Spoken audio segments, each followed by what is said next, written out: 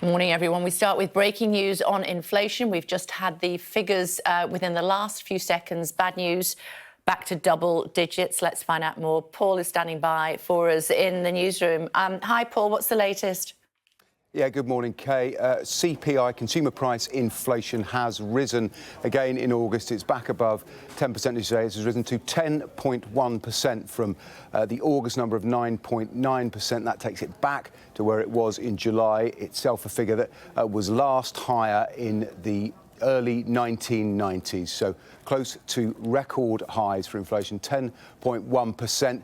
That means obviously bad news for consumers. The cost of living squeeze is going to continue. It tells us it is continuing, is likely to continue. The biggest driver of this increase in inflation, according to the Office for National Statistics, is food prices, food inflation. That is a combination of both the input costs, the cost of importing many of the raw materials and the basic commodities on which our food is based, as well as transport costs. While fuel prices are dropping back, it is still very expensive to move goods around the country, and there is plenty of evidence reflected in these figures that supermarkets and other retailers are passing on these costs now to consumers. But the other place, apart from every household in the country where this will be watched, is, of course, in Whitehall. We have a new Chancellor of the Exchequer attempting to balance the books, and this figure matters today. The 10.1% inflation figure for September matters because it is the figure against which pensions and benefits will be uprated if,